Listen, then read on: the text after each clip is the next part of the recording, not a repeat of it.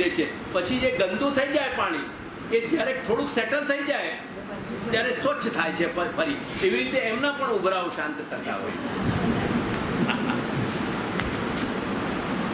તેવી જ રીતે આ શ્રેણીના વક્તાઓમાં દુસ્સંગના કારણે દૂષણ પણ આવતું હોય છે.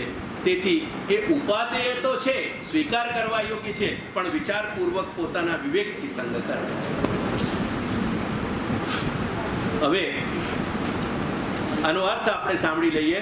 અલ્પશ્રુતા પ્રેમયુક્તા, તમને પોતે જ સમજાઈ જશે. આ લોકો અલ્પશ્રુતો હોય છે, મહાપુરુષો સાથે, સાધુ પુરુષો સાથે સત્સંગ હોવા છતાં પણ, અને છતાં પણ પ્રેમયુક્ત હોય છે ભગવાનમાં. તેથી આવા લોકોને એમના સ્વભાવના કારણે જે ભગવદ્ ગુણગાન એવા લોકોના મુખથી નિસૃત થાય છે એ પણ તેવા સ્વભાવવાળા બની જાય છે, એ ગુણો પણ. અને તેથી આ રીતે એમને વિવેકથી એમનો સંગ કરવો એમ કરીને પરિકીર્તતા એમને જણાવ્યા છે. ઓકે.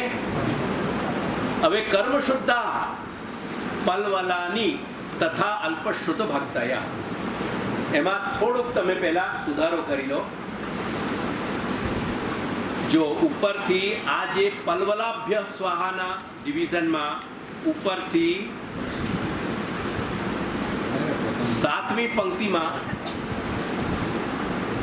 પંક્તિ મળી તમને. એમાં લાસ્ટ શબ્દ શું લખ્યું છે? તેમજ છે ને, એ તેમજ ને ચેકી નાખો.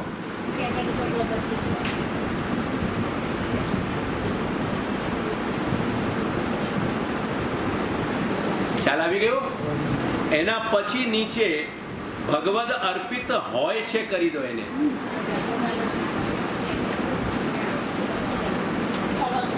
ભગવદ બેન ખાલી એટલું જ વાંચતું, ભગવદ અર્પિત હોય છે આટલું જ ઉમેર એમાં. એટલે ભગવદ અર્પિત હો, એ તો હો તો લખી જ છે, ખાલી એને ય કરી દે, આગળના અક્ષરને ય બનાવી દે, એટલે વંચાશે ભગવદ અર્પિત હોય છે. પ્લીઝ બોલો નહીં, સાંભળો. ખાલી બોલવાનું અત્યારે લાયસન્સ ફક્ત મારા પાસે છે. હવે એના આગળ શું છે? પોતાની લખ્યું છે, પોતાની લખ્યું છે ને શબ્દ અક્ષર, એ પોતાની અક્ષરને ચેકી નાખો. એના આગળ ઇન્દ્રિયોના ભોગ હેતુ ફલાનુસંધાન પણ રહેલું હોય છે, એ બંને પંક્તિઓ ચેકી નાખો.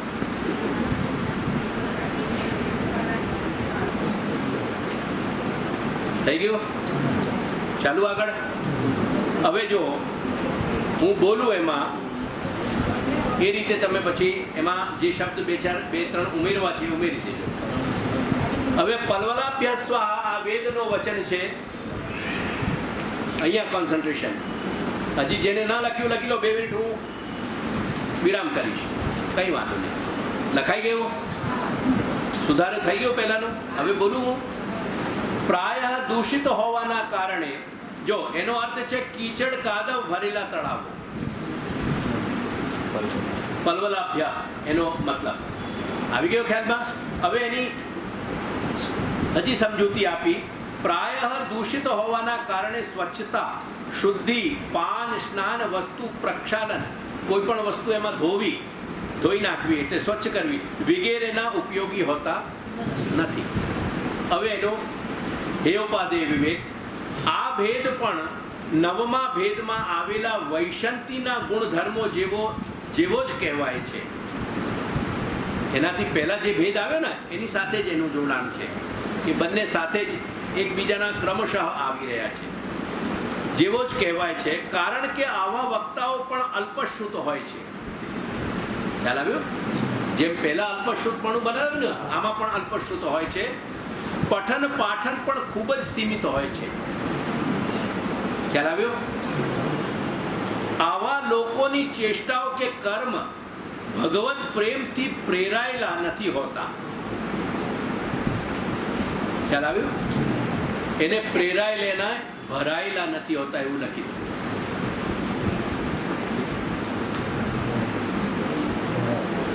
ખાલી ભ બનાવો, ભરાયેલા.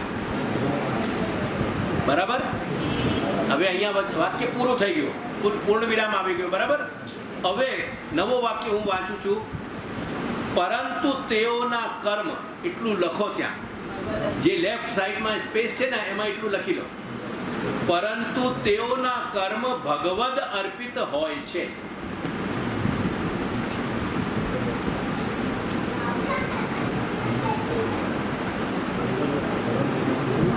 બેસી ગયું વાક્ય? પરંતુ તેઓના કર્મ, બોલો, ભગવદ અર્પિત હોય છે. ક્યારેક, અને પછી એના કર્મ હોય છે, પછી ક્યારેક પેલા અને લખી દો. એ નીચે ક્યારેક આવી રહ્યું છે ને, એમાં એના પેલા અને લખી દો. અને ક્યારેક કર્મ નિર્હાર. કર્મ નિર્હારનો મતલબ શું થયું? એટલે ક્રિયમાણ કર્મથી, ક્રિયમાણ કર્મ એટલે શું કહેવાય?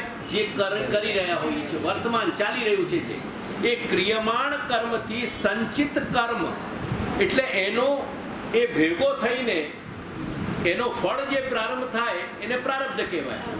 એને ભેગો થઈ જાય તે સંચિત કહીએ. એટલે સંચિત કર્મ બનીને પછી એનું ફળ ભોગ ના કરવું પડે. એટલે કર્મનો, દરેક કર્મનું પરિણામ જે બીજા એના પ્રમાણેના કર્મમાં ફલિત થઈ રહ્યો છે તે અટકી જાય. એટલે કર્મની કડીઓ ત્યાંની ત્યાં રોકાઈ જાય. એટલા માટે પણ એને ભગવદ અર્પિત કરતા હોય છે. એટલે એ ભગવદ અર્પિત કરવામાં તેઓનો લક્ષ્ય, ઉદ્દેશ્ય ભગવત સુખ કે ભગવત સેવા નથી હોતી, પણ પોતે કર્મથી છૂટી જાય એટલે ભગવદ અર્પિત કરવા માંગે છે. વાત સમજાઈ મારી? હવે ફરી વાંચીએ આપણે. પરંતુ તેઓના કર્મ ભગવદ અર્પિત હોય છે, અને ક્યારેક કર્મ નિર્હાર એટલે ક્રિયમાણ કર્મથી સંચિત કર્મ ફલિત ન થાય તે માટે પણ ભગવદ અર્પિત કરતા હોય છે. બંને વાત સમજાઈ ગઈ? ભગવદ અર્પિત કર્મ કરતા હોય એટલે કર્મ જે છે એ ભગવદ અર્પિત કરતા હોય છે. ખ્યાલ આવી ગઈ મારી વાત? તેથી ચેષ્ટાઓથી શુદ્ધ હોવા છતાં એ કર્મને અટકાવવા માટે ભગવદ અર્પિત કરતા હોય કે સામાન્ય રીતે ભગવદ અર્પિત કરતા હોય, પણ ટૂંકમાં ભગવદ અર્પિત થવાના કારણે તેઓ શુદ્ધ હોય છે. તેથી ચેષ્ટાઓથી શુદ્ધ હોવા છતાં ફળ બાબતના સંદેહના કારણે તેમજ સંગદોષના કારણે આવા વક્તાઓથી સત્સંગનું પ્રયોજન સિદ્ધ થતું નથી. કોનું પ્રયોજન સિદ્ધ થતું નથી? એક ભગવન માર્ગમાં, એક ભગવન માર્ગે ચાલનાર આપણા જેવી વ્યક્તિનું પ્રયોજન એના પાસે સિદ્ધ થતું નથી. ખ્યાલ આવી ગઈ મારી વાત? હવે આપણે કારિકા સમજી લઈએ. જો અલ્પશ્રુતા એ તો આવેલું છે એમાં, પછી પ્રેમયુક્તા, અરે કર્મશુદ્ધા, એટલે એમાં આપણને અલ્પશુદ્ધ તો માની જ લેવાનું છે, એ ઉપરથી ફોલો કરી રહ્યું છે. એટલે કર્મશુદ્ધા, તેઓ ભગવદ અર્પિત કર્મ કરનારા હોવાના કારણે કર્મ શુદ્ધ હોય છે, એ લોકો શુદ્ધ હોય છે, એટલે કે એમની ક્રિયાઓ શુદ્ધ હોય છે. પરંતુ અલ્પશ્રુત અને અલ્પ ભક્તિ હોવાના કારણે અને દુસ્સંગ થઈ જવાના કારણે તેઓ પલવલની માફક બતાવવામાં આવે છે. જેમ પલવલમાં જ્યારે દુસ્સંગ થાય તો પાણી ઓછું હોય, અલ્પશ્રુત હોય, અને એમાંય જ્યારે દુસ્સંગ ભળે ત્યારે એ દૂષિત થઈ જાય. એટલે કર્મ શુદ્ધા એવા અલ્પશ્રુત લોકો ભગવદ અર્પિત કર્મ કરનારા હોવાના કારણે તેઓ કર્મ શુદ્ધ હોય છે, પણ છતાંય એમની સાથે સત્સંગ કોઈ પણ આપણું પ્રયોજન સિદ્ધ કરતું નથી.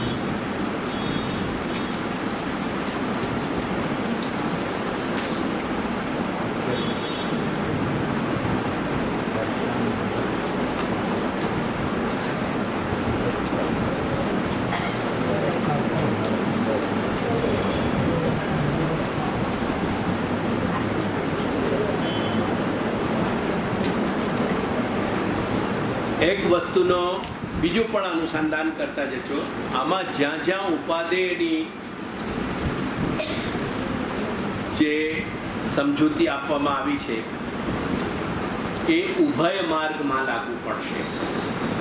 એ મર્યાદા ભક્તિ માર્ગમાં પણ લાગુ પડશે અને પુષ્ટિ ભક્તિ માર્ગમાં પણ લાગુ પડશે. એ મર્યાદામાં ભક્તિ માર્ગ અને પુષ્ટિ ભક્તિ માર્ગનો વિવેક માત્ર એવી રીતે સમજી લેવાનો છે કે જ્યાં તેઓ સહાયતુક ભક્તિ કરતા હોય કોઈ પણ, એટલે કે મોક્ષ હેતુથી પણ જે ભક્તિ થતી હોય એ મર્યાદા માર્ગી ભક્તિ બની જશે.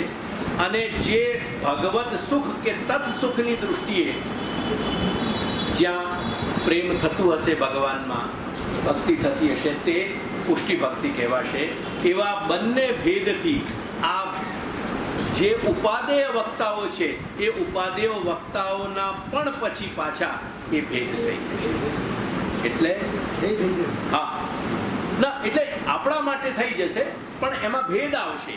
એ પણ આપણે આમાં વિવેક રાખવું જોઈએ. એટલે એ પણ સમજૂતી આપણી જરૂરી છે. હવે આગળની કારિકાનો અંશ છે યોગ ધ્યાનાદિ સંયુક્તા ગુણા વર્ષા પ્રકીર્તિતા. હવે એની સમજૂતી લઈ લઈએ. 11મા ભેદથી વર્ષાભ્ય સ્વાહા. ખ્યાલ આવ્યો? વરસાદનું પાણી. વરસાદનું પાણી આકાશમાં વાદળોના માધ્યમથી ભૂમિના જુદા જુદા અનેક સ્થળ પર પડતું હોય છે અને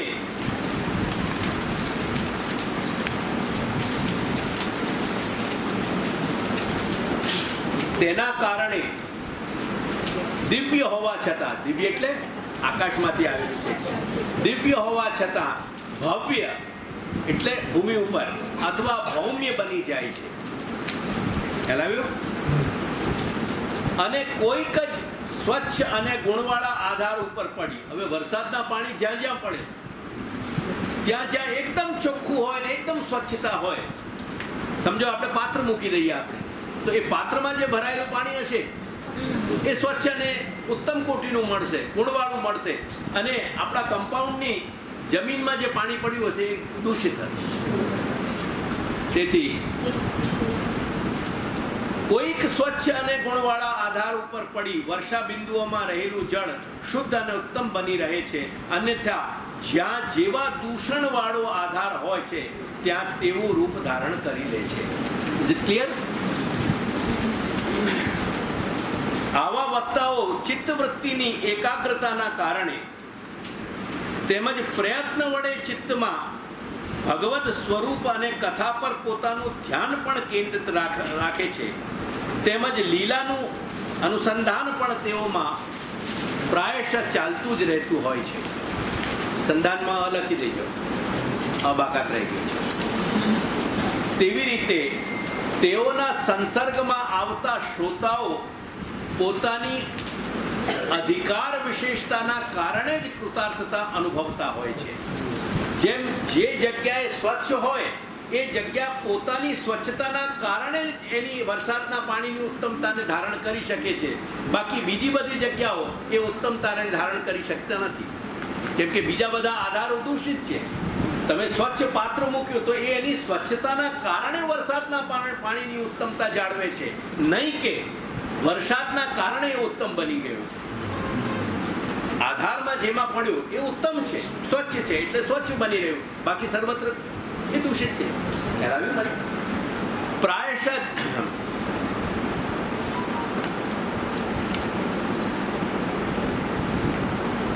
તેવી રીતે તેઓના સંસર્ગમાં આવતા શ્રોતાઓ પોતાની અધિકાર વિશેષતાના કારણે જ કૃતાર્થતા અનુભવતા હોય છે, નહીં કે સામાન્ય રીતે બધા જ શ્રોતાઓ.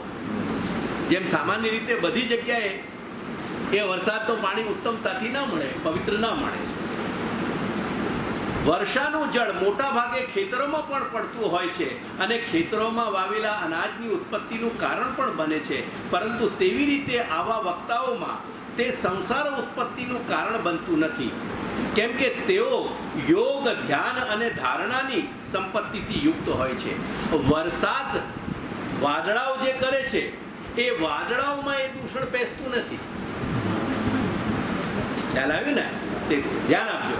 વર્ષાનું જળ મોટા ભાગે ખેતરોમાં પણ પડતું હોય, એટલે ખેતરોમાં પડવાથી જેમ સંસારપણું પૌરાણિકોમાં આવી જાય છે, એ સરખામણી કરીને ત્યાં બતાવી, એ સરખામણી અહીંયા લાગુ નહીં પડે. ખેતરોમાં વાવેલા અનાજની ઉત્પત્તિનું કારણ બને છે, પરંતુ તેવી રીતે આવા વક્તાઓમાં તે સંસાર ઉત્પત્તિનું કારણ બનતું નથી, કેમ કે તેઓ યોગ, ધ્યાન અને ધારણાની સંપત્તિથી યુક્ત હોય છે. તેથી આવા વક્તાઓમાં શ્રોતાઓની દૃષ્ટિથી હેય ઉપાદેયના ઉભય ગુણ રહેતા હોય છે.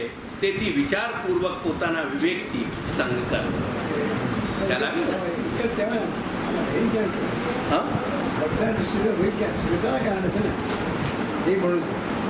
હા, એ વાત બરાબર છે ઘનશ્યામભાઈ, પણ આપણે આપણા માટે ઉપયોગી થઈ રહ્યા છે કે નહીં, એ જેને વક્તા પોતે શ્રોતામાં જ આટલી સમજ ના હોય તો એ ગ્રહણ કેવી રીતે કરી શકશે? આપણી વાત બરાબર છે. આપ એવું કહેવા માંગો છો કે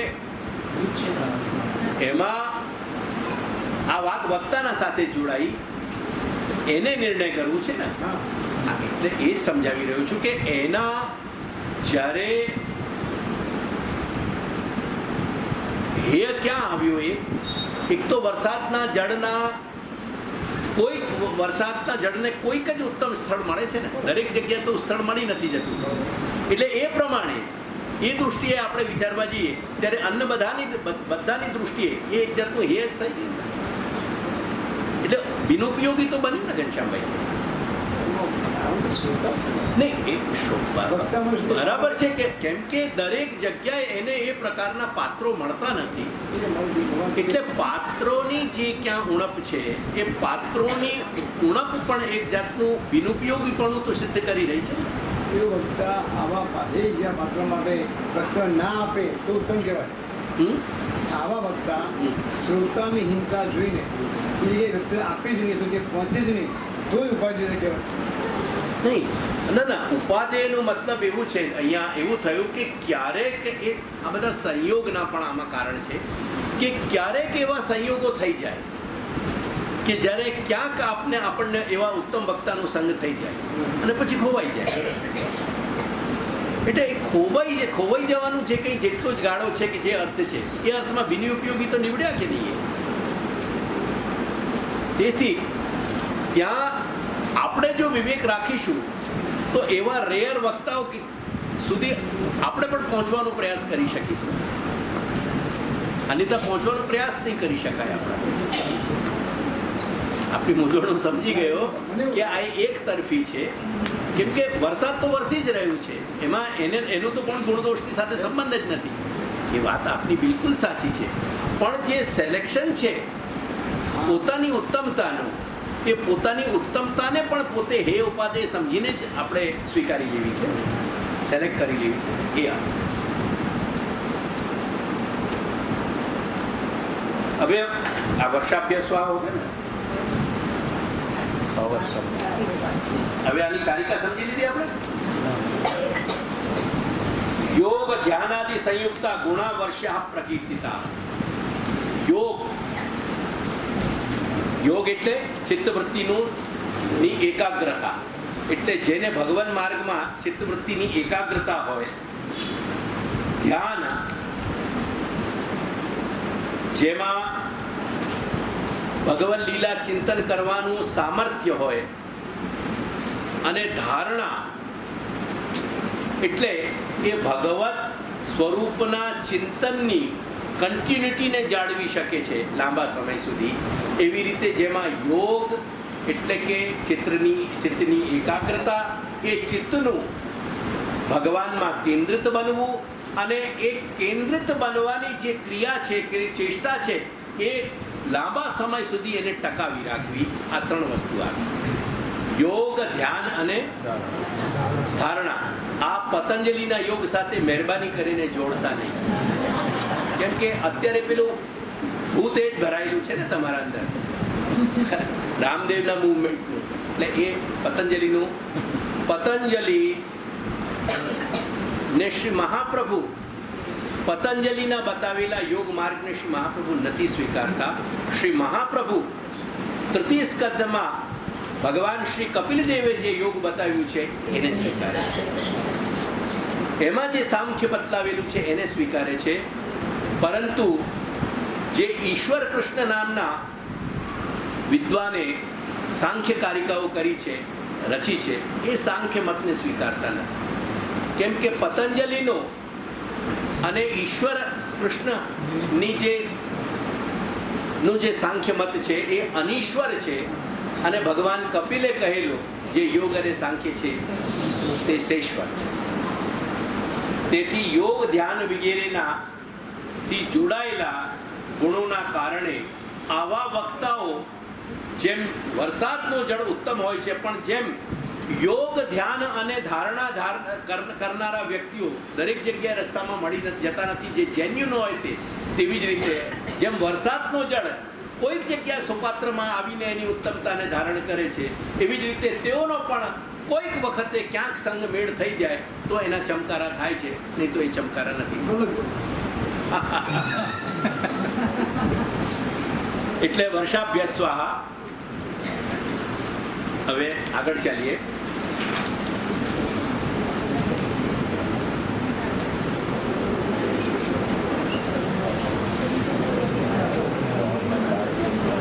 તપો જ્ઞાનાદિ ભાવેન સ્વેદજાસ્તુ પ્રકીર્તિતા. આ ટોપિકમાં અહીંયા પૂર્તિ કરી છે, તમે ધીરજ રાખજો. જવાની ઉતાવળમાં છેલ્લો આ એક ચરણ આપણું રહેવું ન જોઈએ. હું 10 કારિકાનો મારો સંકલ્પ હતો ને 10 જ આમાં છે, પણ હું 10 સુધી તમને લઈ નથી જતો. 8માં આજે સંપૂર્ણ કરશું. કાલે પ્રયાસ કરીશ કે હું 2 કારિકાનો સમાવેશ કરીને આગળની જે 10 કારિકાઓ છે એનો વિષય સંપૂર્ણ કરી શકું એવો પ્રયાસ કરીશ. કારણ કે જે ગ્રંથ છે એ સાંગોપાંગ થવું જોઈએ. તેથી થોડીક ધીરજ હજી 15-20 મિનિટની રાખી. જે ફાઇનલ લેગ છે એને સાંભળજો. હવે આ યોગ ધ્યાનાદિ સંયુક્તા જે ઉપરની પંક્તિ છે ને એની સાથે આ સીડીની રીતે બીજી પંક્તિ જોડાઈ રહી છે, તપો જ્ઞાનાદિ ભાવીને. એટલે આપણે એને બીજી રીતે એમ કહી શકીએ, તપો જ્ઞાનાદિ સંયુક્તા. જેમ સંયુક્તા કહ્યું કે નહીં ઉપર, યોગ ધ્યાનાદિ સંયુક્તા, એવી જ રીતે આ કેટેગરીને પણ તપો જ્ઞાનાદિ સંયુક્તા એવું કહી શકીએ. એક તો આ સમજૂતી લઈ લઈએ. ખ્યાલ આવી મારી વાત? ઉપર શું કહેલું છે? યોગ ધ્યાનાદિ સંયુક્તા. એવી જ રીતે કે છે તપો જ્ઞાનાદિ સંયુક્તા. એવું રીતે વાંચો તમે, સમજો એને. એટલે જ્ઞાનાદિ ભાવેને સ્વેદજાસ્તુ પ્રકીર્તિતા, એ